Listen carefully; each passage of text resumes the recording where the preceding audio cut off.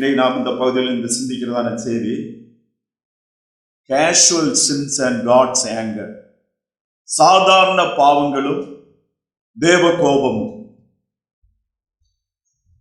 அநேக பாவங்கள் சமூகத்துல, நடைமுறை வாழ்க்கையில, மனுஷருடைய மத்தியில அது பிரச்சனை இல்லை, அது ஒன்றும் பெரிய காரியம் இல்லை, அது சாதாரண விஷயம்தான், அது எல்லாம் நடக்கிறது தான், எல்லாரும் செய்யறது தான் அப்படின்னு சொல்லிட்டு அதை மிகுந்த சாதாரணமாக இலகுவாக எடுத்துக்கொள்ளுகிற விஷயங்கள் இருக்குது.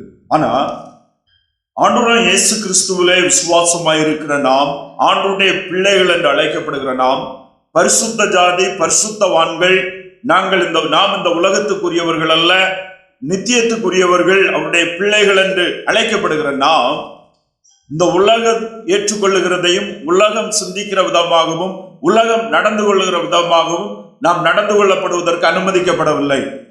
நாம் இந்த உலகத்திலே வேறு பிரிக்கப்பட்டவர்களாக, வித்தியாசமானவர்களாக, பரிசுத்த தேவனுடைய குணாதிசயங்களை வெளிப்படுத்துவதற்காக நாம் தெரிந்தெடுக்கப்பட்டவர்கள்.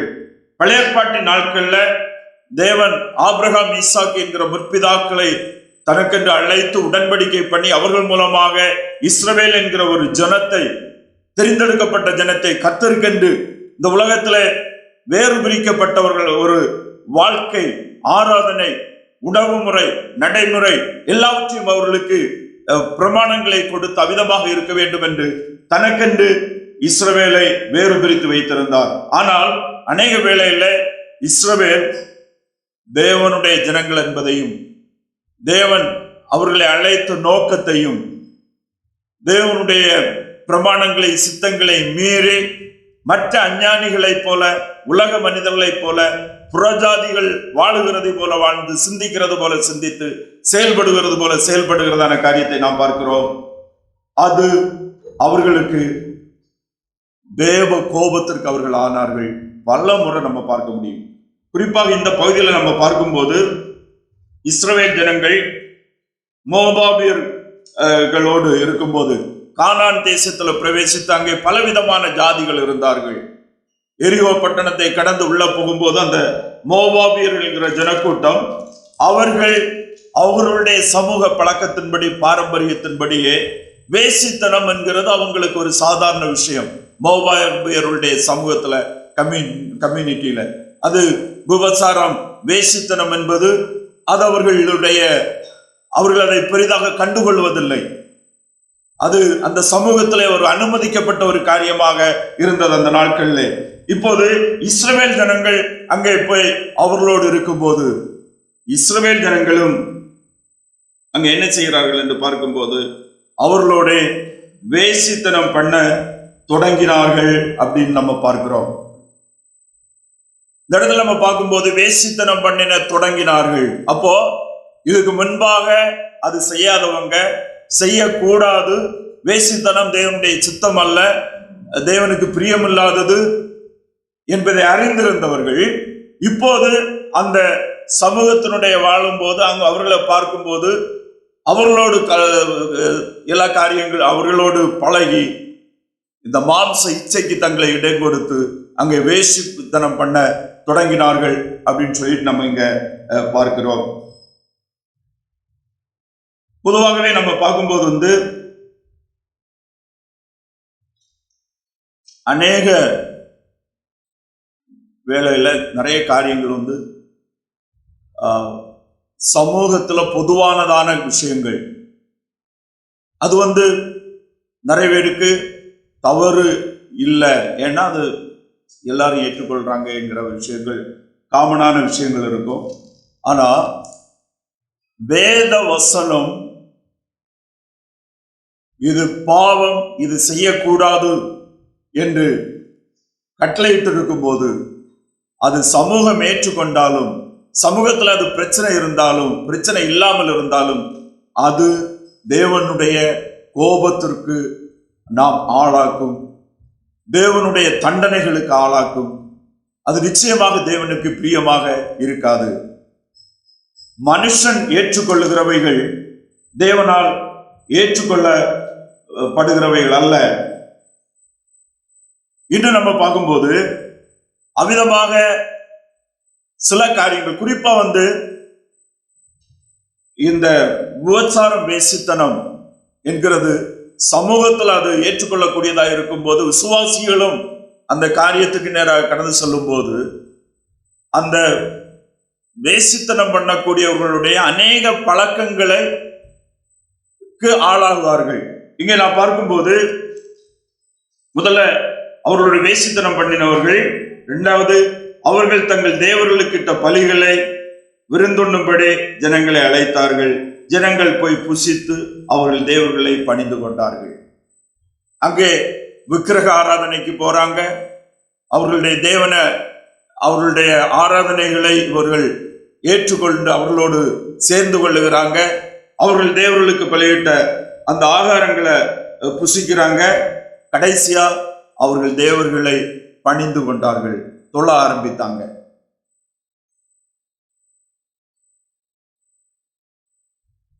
நாம் ஆண்டவராய் கிறிஸ்து இயேசுவிலே விசுவாசம் உடையவர்களாக இருந்தாலும் மாம்சத்துல பலவீனர்களாக இருக்கிறோம். மாம்சத்துல மற்ற மனிதர்களைப் போல இருக்கிறோம். உலக சமூக வாழ்க்கையில நாம் யார் என்பதை கர்த்தருக்கு முன்பாக அவருடைய உண்மைகளின் அடிப்படையில், இன்றைக்கு கிறிஸ்து அப்போஸ்தலருடைய உபதேசங்கள், உண்மைகளை வாசித்து அதுல எது நாம் செய்யக்கூடாது, எது செய்ய வேண்டும் என்பதை நாம் தெரிந்து கொண்டு ஏற்றுக்கொண்டு விசுவாசத்தினால் அவைகளை விட்டு நாம் விலகி பாவமாய் தெரிகிற யாவற்றையும் விட்டு விலகு என்று அப்போஸ்தலனாகிய பவுல் சொல்லுகிறாரு. பாளையத்தின் விச்சைகளை விட்டு விலகி ஓடு அப்படின்னு சொல்லிட்டு பவுல் தீமோத்தேயுக்கு சொல்லுகிறாரு. இன்றைய உலகம் அநேக பாவங்களை ஏற்றுக்கொள்கிறது, சமூகம் ஏற்றுக்கொள்ளுது, சமூகத்துல தவறாக எண்ணப்படுகிறது இல்லை. ஆனால் நாம் மிகவும் மிகவும் எச்சரிக்கையோடு, அது தேவனுக்கு முன்பாக தேவ கோபத்திற்கு ஆளாக்கப்படுவோம் என்பதை நாம் உணர்ந்தவர்களாக மிகவும் எச்சரிக்கையோடு தேவனுக்கு பயந்து இப்படிப்பட்ட காரியங்களிலே நாம் ஜாக்கிரதையாக இருக்க வேண்டும்.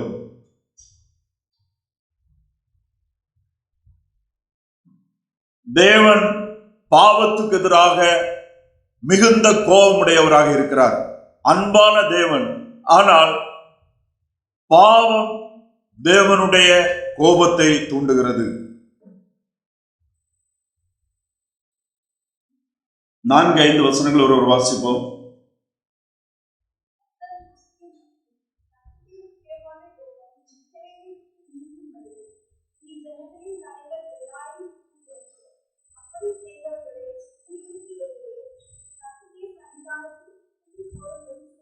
மூன்றாவது வசனத்தை வாசிப்போம்.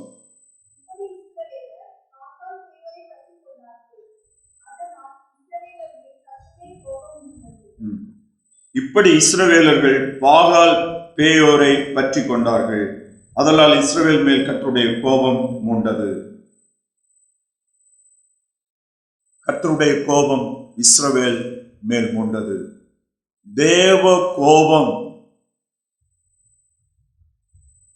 தேவன் கோபப்படைந்து அதற்கான தண்டனை தேவனுடைய செயல்படும் போது அது மிகவும் கடுமையானதாக இருக்கும்.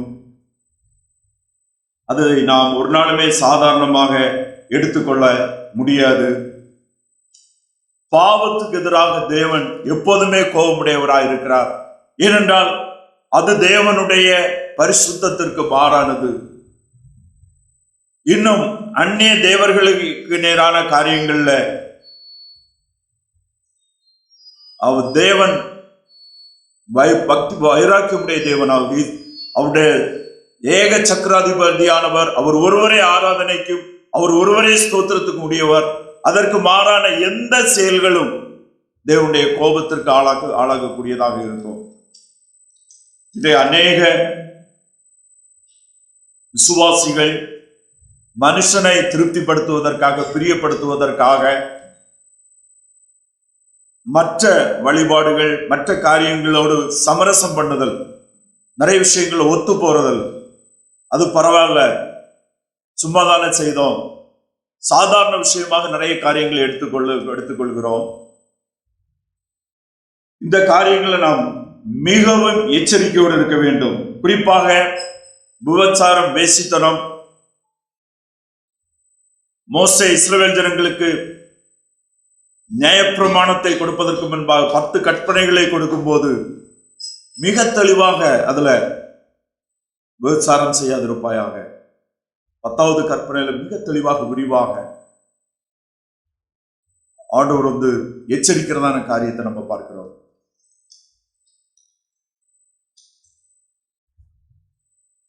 சமூகத்திலிருந்து தப்பிக்கொள்ளலாம், ஆனால் தேவனுடைய கோபத்திலிருந்து நாம் தப்பிக்கொள்ள முடியாது. அது மிக கடுமையானதாக இருக்கிறது என்பதை நம்ம பார்க்க முடியும்.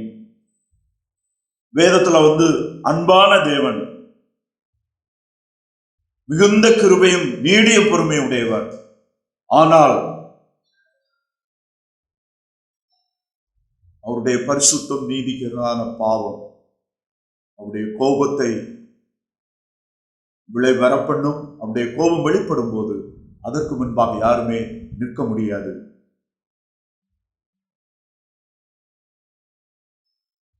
6-7 வசனங்கள் ஒருவர் வாசிப்போம்.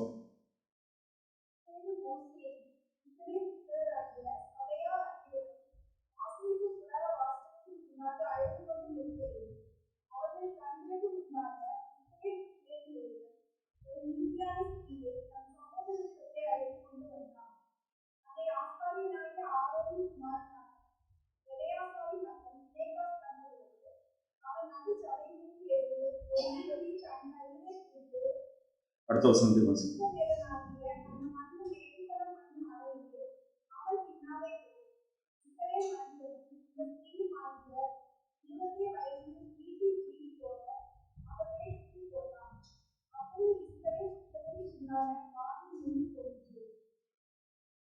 இங்கே நாம் பார்க்கும்போது கர்த்தருடைய கோபம், தேவனுடைய கோபத்தை குறித்து கர்த்தர் மோசேக்கு வெளிப்படுத்தின போது மோசேயின் சபையார் அனைவரும் ஆசரிப்பு கூடாரத்திற்கு வாசலிலே நின்று அழுது கொண்டு நிற்கையில் அப்படின்னு நம்ம பார்க்கிறோம். மோசே தேவனோடு நெருங்கினவர். தேவனுடைய கோபம் இந்த காரியத்தில் எவ்வளவு அதிகம் என்பதை உணர்ந்து அவர் பரிசுத்த ஆவியினால் உணர்த்தப்பட்டு மனம் உடைந்து அதனால் வருகிற தண்டனை எப்படி ஆகுமோ, தேவ கோபம் வெளிப்படும் போது இதனுடைய விளைவு எப்படி இருக்கிறதோ என்று ஆசரிப்பு கூடாரத்துக்கு முன்பாக கர்த்தருடைய சமூகத்திற்கு முன்பாக நின்று அழுது கொண்டு நிற்கையில் அப்படின்னு நம்ம பார்க்கிறோம். மோசேயும் மற்ற இஸ்ரவேல் ஜனங்களுக்கு கர்த்தருக்கு பயந்து வாழக்கூடிய தேவனை சார்ந்து கொண்டிருக்கிற மக்கள் அழுது கொண்டு நிற்கையில் அப்படின்னு சொல்லிட்டு நம்ம பார்க்கிறோம்.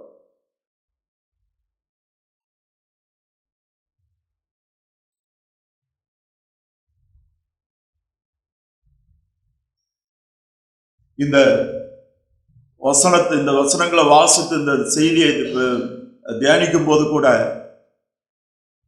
எனக்கே பலமுறை தோணுச்சு, நம்ம கூட இதை ப்ரீச் பண்றதுக்கு தகுதி இருக்கா அப்படின்னு சொல்லி.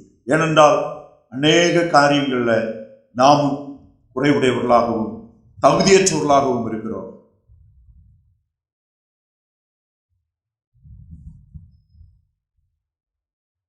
நாம் அநேக வேளைகள்ல குறிப்பா உணர்வு பூர்வமான விஷயங்கள்ல நாம் நம்முடைய மாம்ச இச்சைகளை இன்னும் உலக ஆசைகளுக்காக விசுவாசிகளான பின்பும் அநேக வேளைகள்ல தவறுகிறவர்களாக இருக்கிறோம். அது தேவனுக்கு முன்பாக அது எவ்வளவு பெரிய பாவம், தேவன் அவைகளை எவ்வளவு வெறுக்கிறார், அது தேவ கோபத்திற்கு எவ்வளவு பெரிய தேவ கோபத்திற்கு ஆளாகிறது என்பதை நம்ம பார்க்கிறோம்.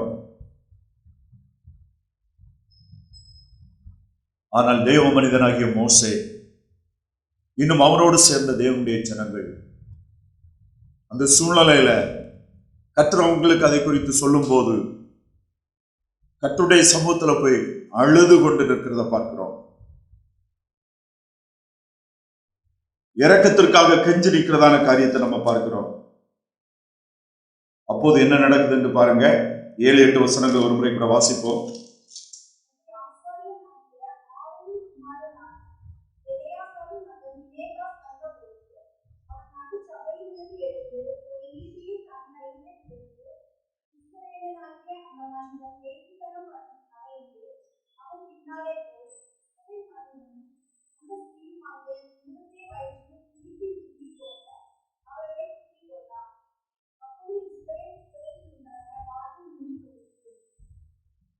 இங்க நம்ம பார்க்கும்போது இவ்விதமாக அந்த சம்பவம் நடந்து கொண்டிருக்கும் போது அங்கே இஸ்ரவேல் புத்திரன் ஒருவன் ஒரு மீதியான ஸ்திரீயை சகோதரத்தில் அழைத்து கொண்டு வந்தான் என்று பார்க்கிறோம்.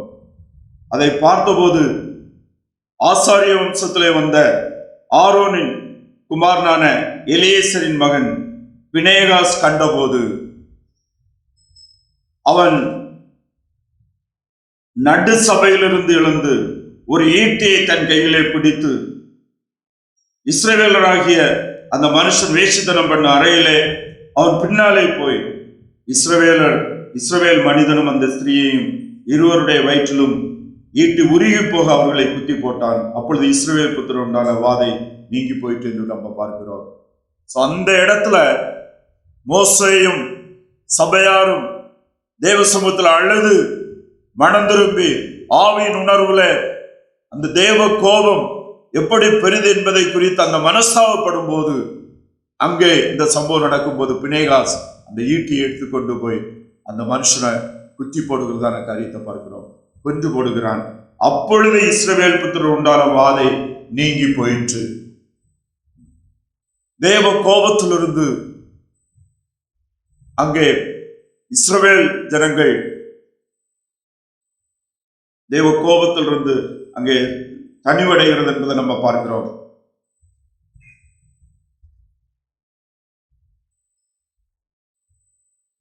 பாவம் தேவனால் தண்டிக்கப்படும். பாவத்திலிருந்து யாருமே எஸ்கேப் ஆகி தப்பிக்க முடியாது. கர்த்தர் பாவத்தை மன்னிக்கிறார். ஆனால் தெரிந்து தேவனை அறிந்த ஜனங்கள் செய்கிற பாவங்கள் விளைவுகள் கான்சிக்வன்சஸ் ஆஃப் சின்னிலிருந்து நாம் விடுதலை பெற முடியாது. ஆண்டவர் இந்த பாவத்தினுடைய விளைவுகள் ஒவ்வொரு மனிதர்களும் சந்தித்தே ஆக வேண்டியதாக இருக்கிறத நம்ம பார்க்க முடியும்.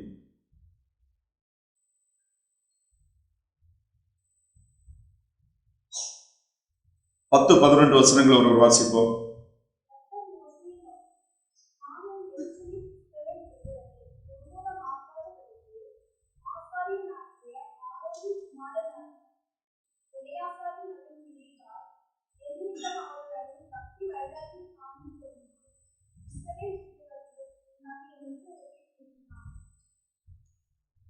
இங்க நம்ம பார்க்கும்போது இந்த பினேகாசுடைய செயலுக்கு பின்பு கர்த்தர் மோசேயை நோக்கி சொல்லும்போது, நான் என் எரிச்சலில் இஸ்ரவேல் புத்திரரை நிர்மூலமாகாதபடிக்கு ஆசாரியனாகிய ஆரோன் குமாரனாகிய எலியேசரின் மகன் பினேகாஸ் என் நிமித்தம் அவர்கள் நடுவில் பக்தி வைராக்கியம் காண்பித்ததினால் இஸ்ரவேல் புத்திரன் மேல் உண்டான என் உக்கிரத்தை திருப்பினான். அந்த பினேகாசுடைய செயல் தேவ கோபத்தோடு தன்னை இணைத்து கொண்டு தேவனுக்கென்று அவன் அந்த காரியத்தை, அந்த பாவம் செய்தவனை அவன் ஜனங்களுக்கு முன்பாக தண்டித்த போது அங்கே ஒரு பெரிய ஒரு மனம் திரும்புதல் ஏற்பட்டு, அது மாத்திரமல்லாது தேவ கோபத்திலிருந்து அவங்க தப்பிக்கும்படியாக ஒரு வழிவகை செய்தது என்பதை நம்ம பார்க்க முடியும். தேவன் வேதத்தில் நம்ம பார்க்கும்போது பினேகாசுனுடைய கோபம் தேவனால் அங்கீகரிக்கப்பட்டது என்பதை நம்ம பார்க்கிறோம். பினேகாசுனுடைய கோபம் பாவத்துக்கு எதிரான கோபம்.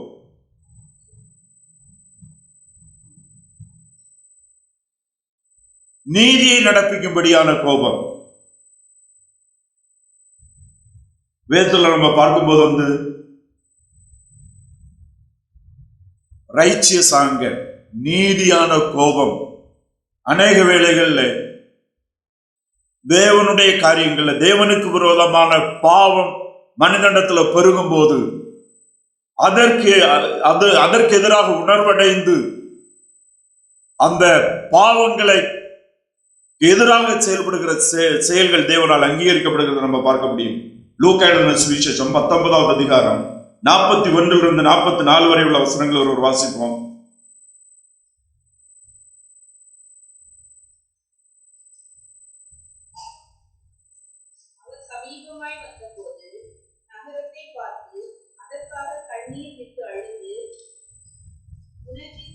இந்த நாளிலாகிலும் உன் சமாதானத்துக்கு ஏற்றவைகளை நீ அறிந்திருந்தாயானால் நலமாயிருக்கும். இப்பொழுதோ அவைகள் உன் கண்களுக்கு மறைவாயிருக்கிறது. உன்னை சந்திக்கும் காலத்தை நீ அறியாமல் போனபடியால் உன் சத்துருக்கள் உன்னை சூழ மதில் போட்டு உன்னை வளைத்துக் கொண்டு எப்பக்கத்திலும் உன்னை நெருக்கி உன்னையும் உன்னிலுள்ள உன் பிள்ளைகளையும் தரையாக்கி போட்டு உன்னிடத்தில் ஒரு கல்லின் மேல் ஒரு கல் இராதபடி செய்யும் நாட்கள் உனக்கு வரும் என்றார். ஆண்டவராகிய இயேசு கிறிஸ்து எருசலேமை பார்த்து, எருசலேமுக்கு எதிரான அவர்களுடைய மனம் திரும்பாத இருதயம், பாவத்தை விட்டு விலகாத இருதயத்தை பார்த்து ஆண்டவராகிய இயேசு கிறிஸ்து கண்ணீர் விட்டு அங்கே தன்னுடைய உள்ளான கோபத்தை அங்க வெளிப்படுத்துகிறதான காரியத்தை நம்ம பார்க்கிறோம். எது நிமித்தம்? எருசலேமுக்கு அவங்களுடைய மனம் திரும்பாதபடி தேவனுடைய சித்தத்தை அறிந்தும் அநேக அற்புதங்கள் அடையாளங்கள் மூலமாக இரட்சகர் அவங்களுக்கு வெளிப்பட்டும் அவங்க மனம் திரும்பாதபடி, ஏற்றுக்கொள்ளாதபடி, விசுவாசியாதபடி அவங்க தேவனுடைய கோபத்துக்கு ஆளாக்கப்பட்டவர்களாக இருந்ததை பார்த்து அங்க ஆண்டவராகிய இயேசு கிறிஸ்து அவர்கள் மேலு கோபப்படுகிறதையும் அதனால் வருகிற அவர்களுடைய தண்டனையை குறித்தும் அங்க எதை சொல்ல, உன்னையும் உன்னில் உள்ள உன் பிள்ளைகளையும் தரையாக்கி போட்டு உன்னிடத்தில் ஒரு கல்லின் மேல் ஒரு கல் இராதபடிக்கு செய்யும் நாட்கள் உனக்கு வரும் என்று தன்னுடைய எச்சரிப்பை, தன்னுடைய கோபத்தை அங்கே ஆண்டவராகிய இயேசு கிறிஸ்து வெளிப்படுத்தின காரியத்தை நம்ம பார்க்க முடியும். சபையினுடைய நாட்கள்ல, சபைகளில் இப்படிப்பட்ட சமூகம் விபச்சார வேசித்தன பாவங்களை அங்கீகரிக்கப்படுகிற சமூகத்திலிருந்து இயேசு கிறிஸ்துவிடத்துல விசுவாசமாகி வந்த விசுவாசிகள் மீண்டும் அப்படிப்பட்ட பாவத்துக்கு போன போது அப்போஸ்தலனாகிய பவுல் அப்படிப்பட்ட பாவத்தில் இருந்தவர்களை எச்சரித்து அவர்களை குறித்து நம்ம எழுதுறதான காரியத்தை கொரிந்தியர்கள் நிருபத்தில் நம்ம பார்க்க முடியும்.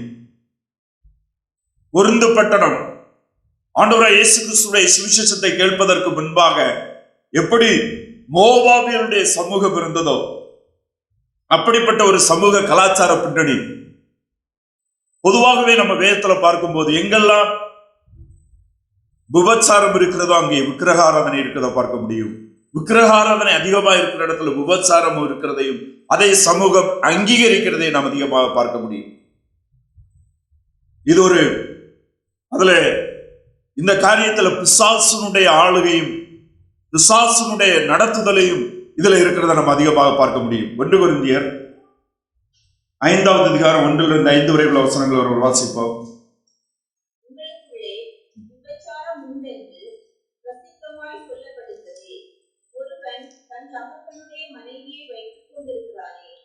அது அஞ்ஞானிகளுக்குள்ளும் சொல்லப்படாத விபச்சாரமாய் இருக்கிறது. இப்படிப்பட்ட காரியம் செய்தவனை நீங்கள் உங்களை விட்டு நீக்காமல் துக்கப்படாமலும் இருமாப்படைந்திருக்காமலும் இருக்கிறீர்கள். நான் சரீரத்தினாலே உங்களுக்கு தூரமாயிருக்கும் ஆவியினாலே உங்களோடே கூட இருக்கிறவனாய் இப்படி செய்தவனை குறித்து நான் கூட இருக்கிறது போல நீங்களும் என்னுடைய ஆவியும் நமது கர்த்தராகிய இயேசு கிறிஸ்துவின் அதிகாரத்தோடே கூடி வந்திருக்கையில் அப்படிப்பட்டவனுடைய ஆவி கர்த்தராகிய இயேசு கிறிஸ்துவின் நாளிலே ரட்சிக்கப்படும்படி மாம்சத்தின் அழிவுக்காக நம்முடைய கர்த்தராகிய இயேசு கிறிஸ்துவின் நாமத்தினாலே அவனை சாத்தானுக்கு ஒப்புக் கொடுக்க வேண்டும் என்று தீர்ப்பு செய்கிறேன். இங்கே அப்போஸ்தலனாகிய பவுல் அவர்களுக்கு ஆவியினால அந்த பாவத்தை குறித்து அவர் மிகவும் வேதனைப்பட்டு ஆவியில தேவனுடைய சமூகத்துல உணர்ந்து வேதனைப்பட்டு அவர்களை குறித்து எச்சரித்து அவர்களை சபை அவர்கள் மீது ஒழுங்கு நடவடிக்கை எடுத்து சபையிலிருந்து அவர்களை வேறு பிரிக்க வேண்டும், வெளியே தள்ள வேண்டும் என்பதை குறித்து அங்கே ஒரு தீர்ப்பாக அங்கே சொல்லுகிறத நம்ம பார்க்க முடியும். உங்களுக்குள்ளே விபச்சாரம் உண்டு என்று பிரசித்தமாய் சொல்லப்படுகிறதே, உங்களுக்குள்ளே என்பது இது சபையை குறிக்கிறது, விசுவாசிகளுக்குள்ளால, ரட்சிக்கப்பட்டவர்களுக்குள்ளால.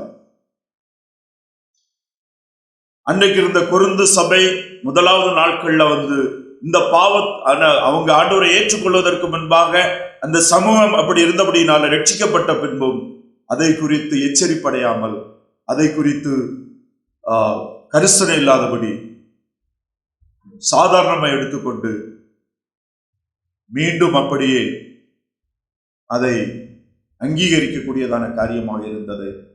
அதை குறித்து நம்ம இங்க பார்க்கிறோம். அங்கே அவர்களை எச்சரித்து பவுல் சொல்லுகிறாரு, இப்படிப்பட்ட காரியம் அஞ்ஞானிகளுக்குள்ளும் சொல்லப்படாத விபச்சாரமாய் இருக்கிறது, ரட்சிக்கப்படாத அவிசுவாசிகளுக்குள்ளும் இல்லாத பாவமாக இருக்கிறதே.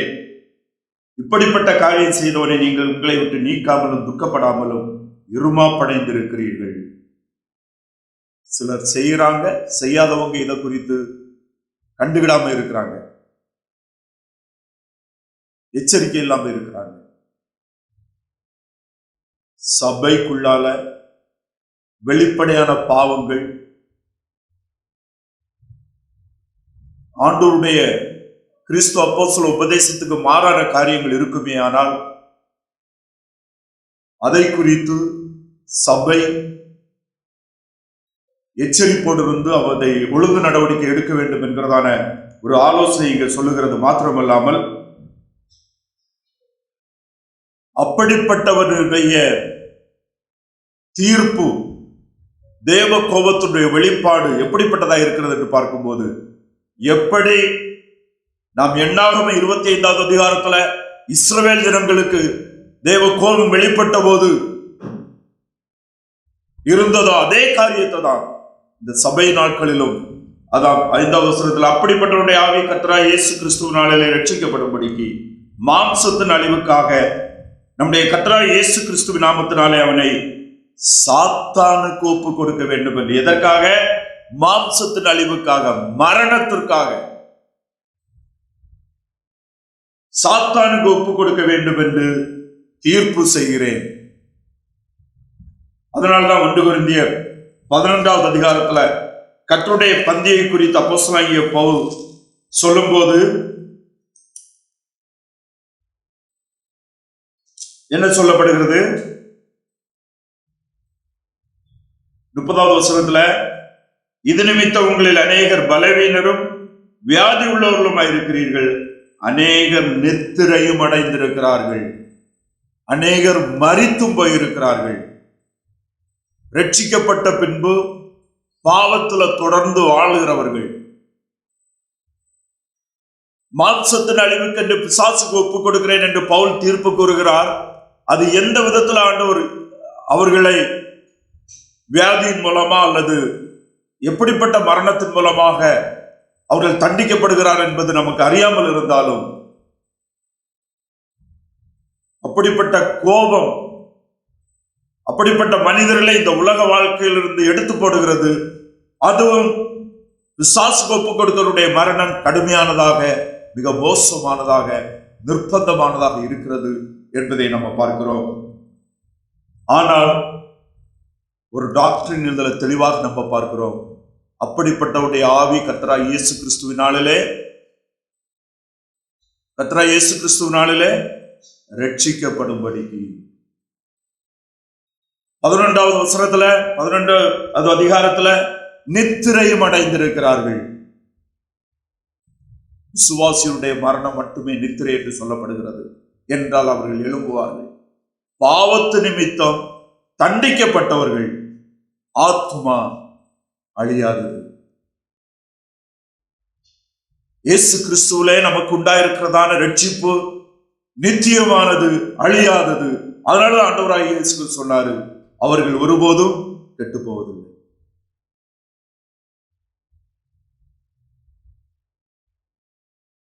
ஆனால் பாவம் தேவனால் தண்டிக்கப்படும்.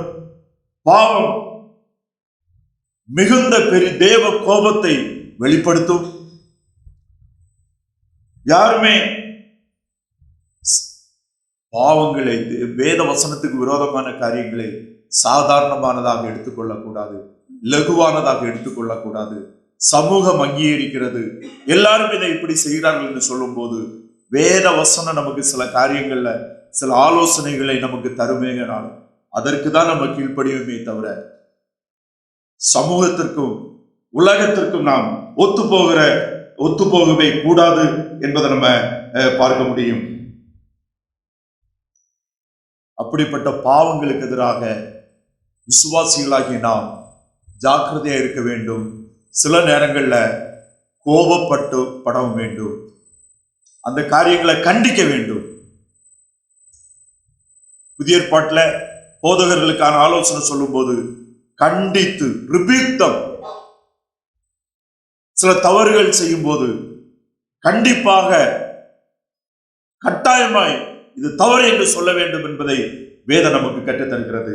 எபேசியர் 4வது அதிகாரம் 26வது வசனத்தோடு வாசிப்போம்.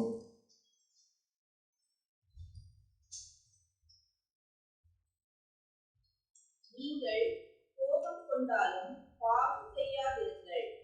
சூரியன் அஸ்தமிக்கிறதற்கு முன்னாக உங்கள் எரிச்சல் தணிய கடவது. நீங்கள் கோபம் கொண்டாலும் பாவம் செய்யாதிருங்கள். ஆனால் கோபம் கொண்டாலும் பாவத்துக்கு எதிரான கோபம் நீதியை நடப்பிக்கிறது. அவர்களை உணர்த்துவதன் மூலமாக மனம் திரும்ப செய்கிறது.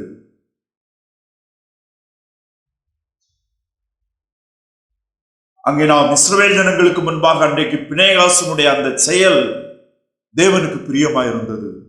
அது இஸ்ரவேல் ஜனங்களுக்கு மீட்பை கொண்டு வந்தது.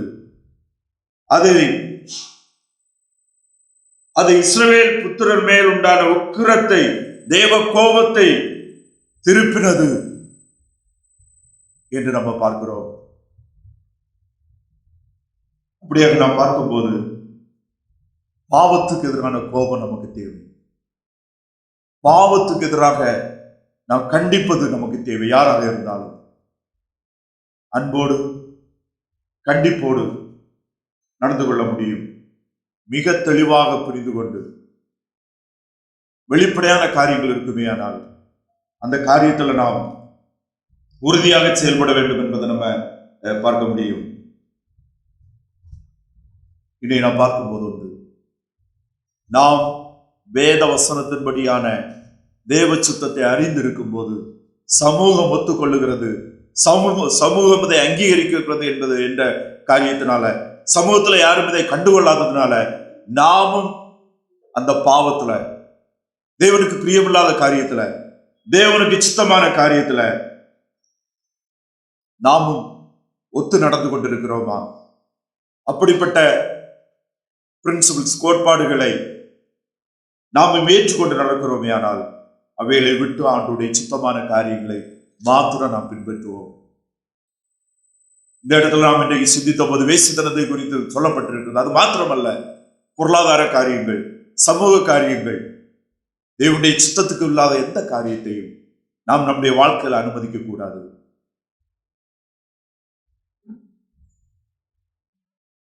அடுத்தபடியா நாம் பார்க்கும்போது பாவத்துக்கு எதிராக கோபம் நமக்கு இருக்க வேண்டும். பாவத்தோடு கூட ஒத்து போகக்கூடாது. பாவத்தை கண்டுதான கோபம் வரும்போது சிலரை விட்டு நாம் சில வேளை பிரிய வேண்டியது இருக்கும். சிலர் நம்மை வெறுப்பார்கள். சிலருடைய கோபத்துக்கு நாம் ஆளாக வேண்டியது இருக்கும். பரவாயில்லை, பாவத்தை பாவமாகவே வெளிப்படையான பாவங்களை கண்டிக்க வேண்டும். அதனால பிரிய வேண்டும் என்றால் பிரிய வேண்டும்.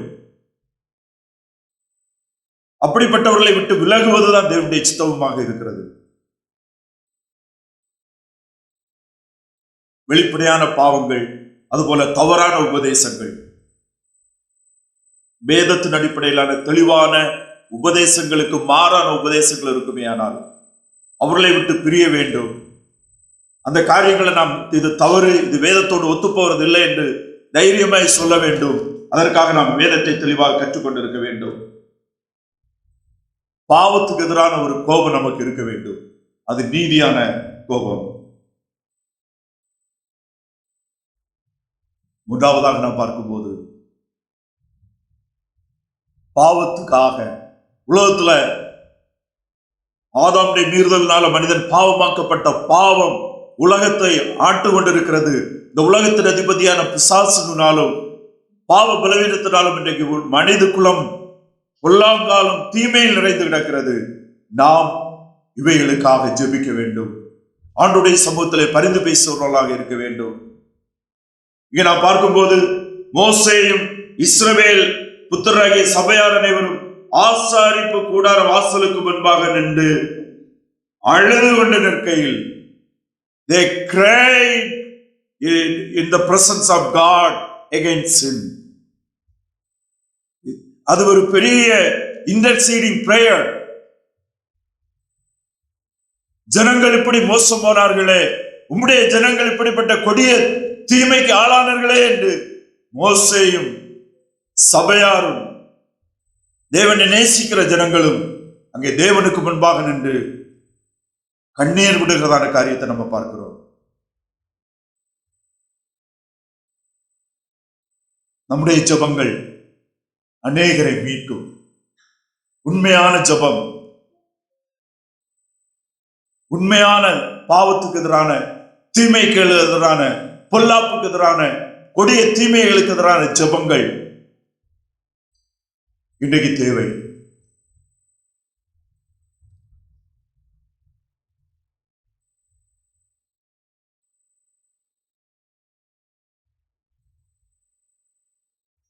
விசுவாசிகள் ஜெபம் என்று சொன்னாலே நம்முடைய தேவைகளை ஆண்டவரிடத்தில் சொல்லுகிறது அப்படின்னு நினைக்கிறாங்க.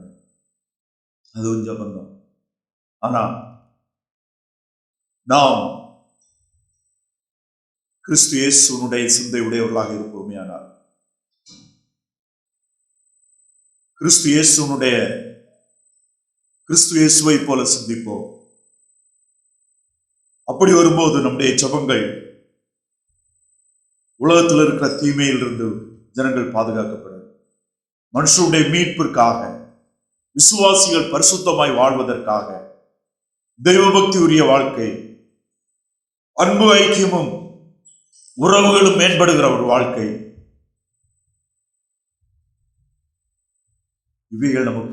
இவைகளுக்காக நாம் தேவனிடத்தில் பரிந்து பேசுகிறவர்களாக, கண்ணீர் விடுவர்களாக இருக்க வேண்டும். எப்படி மோசேயும் இஸ்ரவேல் சபையாரும் கர்த்தருடைய சமூகத்தில் போய் கண்ணீர் விட்டது போல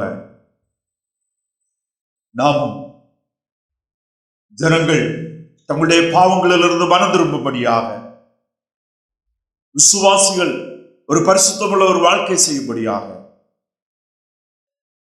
நாமும் ஆண்டவரிடத்தில் ஒவ்வொரு நாளும் ஒரு நேரத்தை ஒதுக்கி ஜெபிக்கிறவர்களாக நாம் இருக்க வேண்டும்.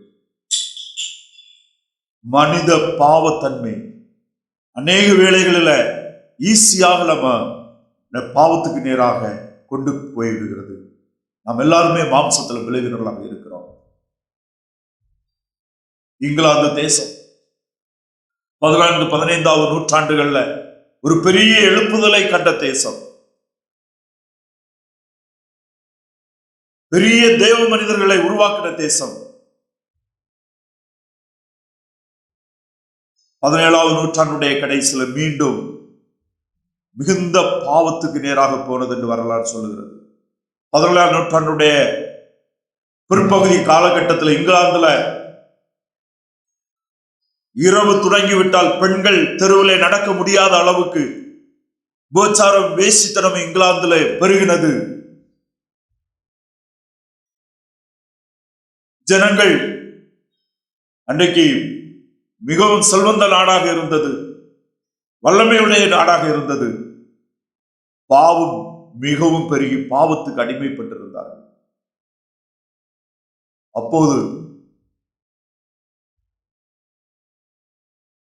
ஆண்டவரை அறிந்து கர்த்தருக்கு தன்னை ஒப்பு கொடுத்த தேவ மனிதனாகிய ஜான் வெஸ்லி ஜெபிக்க ஆரம்பித்தார். வாலிப நாட்கள்ல, ஆண்டவரே, உலகம் அனைத்திற்கும் வெளிச்சத்தை கொடுத்த, சுவிசேஷத்தை கொண்டு சென்ற பெரிய தேவ மனிதர்களான மனிதர்களை எழுப்பின இந்த தேசம் இப்படிப்பட்ட கொடிய பாவத்துக்குள் இருக்கிறது. இந்த தேசம் மீண்டும் ஆண்டவருக்காக வர வேண்டும் என்று ஜெபிக்க ஆரம்பித்தார். மாத்திரமல்ல, அவர் ஆண்டவரிடத்துல கேட்டாரு, பாவத்தை வெறுக்கிற, தேவனை நேசிக்கிற 100 பேரை எழுப்பி தார்மாண்டவரே, மீண்டும் நான் இங்கிலாந்து தேசத்தையும் உலகத்தையும் கர்த்தருக்கு நேராக திருப்ப முடியும் என்று ஜெபித்திருக்கிறார். அதற்கு பின்பு ஏற்பட்ட இங்கிலாந்தில் ஏற்பட்ட எழுப்புதல்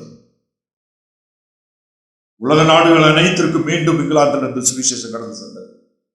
நிச்சயமாக 18, 19ஆம் நூற்றாண்டு நாட்கள்ல இந்தியாவுக்கு வந்த அநேக மிஷனரிமார், லண்டன் மிஷன் சொசைட்டிஸ், அநேக மிஷன்ஸ் அந்த எழுப்புதலால் உருவானது என்று நாம் பார்க்க முடியும். ஒரு மனிதனுடைய ஜெபம், ஒரு மனிதனுடைய உள்ளத்திலே விழுந்த விதை, அர்ப்பணம், கர்த்தர் அநேகரை எழுப்பினார். ஒரு பினேகாஸ் அன்றைக்கு இஸ்ரவேல் தேசத்திற்கு கர்த்தருடைய கோபத்திலிருந்து, கர்த்தருடைய உக்கிரத்திலிருந்து மாறுவதற்கு அவனுடைய வைராக்கியமான செயல், பாவத்துக்கு எதிரான செயல் உதவி செய்தது. ஒருவேளை நாம் நினைக்கலாம், நான் என்ன செய்ய முடியும், நான் மட்டும் போய் என்ன செய்ய முடியும்? அநேக விசுவாசிகளுக்கு பிசாசு கொடுக்கிறது என்னன்னா, என்னால என்ன செய்ய முடியும், நான் யாரு, எனக்கு என்ன பலன் இருக்குது, எனக்கு என்ன கல்வி இருக்குது, எனக்கு என்ன சமூக அந்தஸ்து இருக்கு. கர்த்தர் பயன்படுத்துவதற்கு இவைகள் தேவையில்லை. கர்த்தர் பயன்படுத்துவதற்கு கர்த்தருக்கு முன்பாக உண்மையான இருதயத்தோடு மனம் திரும்பி கர்த்தரை நாம் நேசித்து கர்த்தருடைய சித்தத்துக்கு நம்மை ஒப்புக் கொடுப்போமே, ஆனால் கர்த்தர் நம்மை கொண்டு பெரிய எழுப்புதலை, பெரிய காரியத்தை செய்வார்.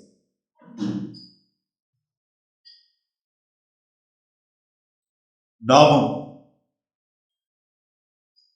சபையிலே, நாம் வாழுகிற பகுதியிலே ஒரு ஆவிக்குரிய தாக்கத்தை, ஒரு சிலரை மீட்புக்கு நேராகவும், ஒரு சிலரை பாவத்திலிருந்து பரிசுத்தத்துக்கு நேராகவும், தீமையிலிருந்து ஆண்டவருக்கு நேராக வாழுகிற ஒரு சிலரை உருவாக்கும்படியாக நம்மை ஆண்டவருக்கு ஒப்புக் கொடுத்து நாமும் ஜெபிப்போம்.